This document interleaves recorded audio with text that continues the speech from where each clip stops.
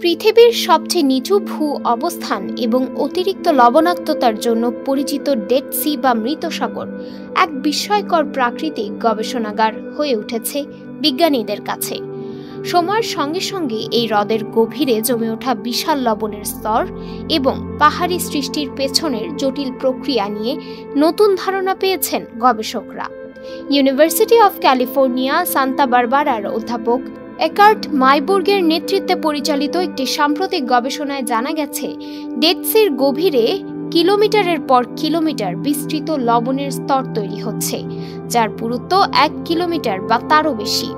সাধারণত এমন স্তরগুলো ভূমধ্যসাগর বা লোহিত সাগরের গভীরে লুকিয়ে থাকে, কিন্তু ডেড সি হল বিরল একটি স্থান যেখানে লবণের পাহাড় গঠনের প্রক্রিয়া চোখের সামনে দেখা সম্ভব। ডেড সি একটি টার্মিনাল হ্রদ, অর্থাৎ এর কোনো বহির্গমন পথ নেই, ফলে এখানে প্রবাহিত পানি কেবল বাষ্প হয়ে উড়ে যায়, কিন্তু লবণ থেকে যায়। হাজার হাজার বছর ধরে এই বাষ্পীভবনের প্রক্রিয়ায় গভীরে জমে উঠেছে মোটা লবণের স্তর। সাম্প্রতিক সময়ে মানুষের হস্তক্ষেপ, বিশেষ করে জর্দান নদীর ওপর বাঁধ নির্মাণ, ডেড সির পানি প্রবাহ কমিয়ে দিয়েছে। ফলে পানি কমে যাওয়ার হার প্রতি বছর প্রায় 1 মিটার, যা লবণ জমার প্রক্রিয়া আরও ত্বরান্বিত করছে। এর সঙ্গে যুক্ত হয়েছে তাপমাত্রার পরিবর্তন।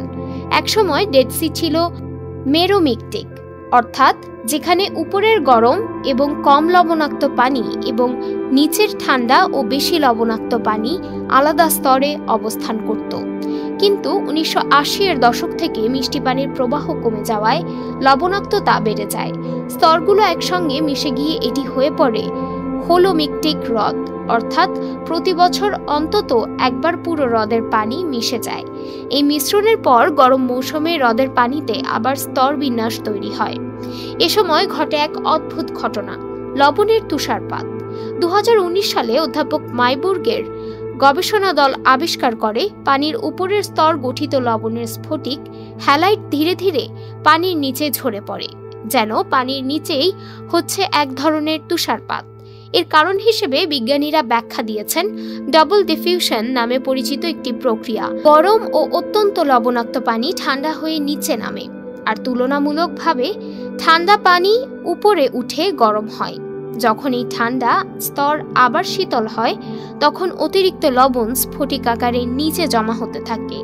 এই চলমান প্রক্রিয়া বাষ্পীভবন, পানির স্তরবিন্যাস এবং ঋতু বদলের সম্মিলিত প্রভাব ধীরে ধীরে ডেড সির তলদেশে লবণের পাহাড় ও স্তর গঠনে ভূমিকা রাখে।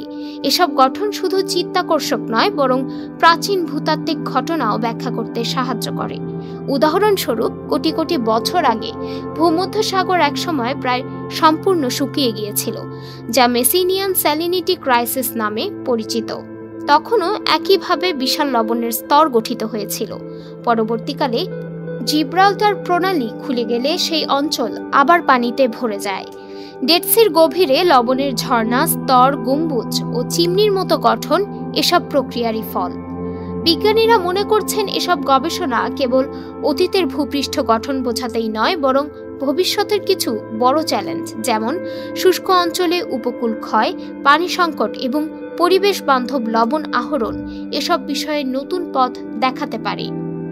ডেস্ক রিপোর্ট, আজ বার্তা।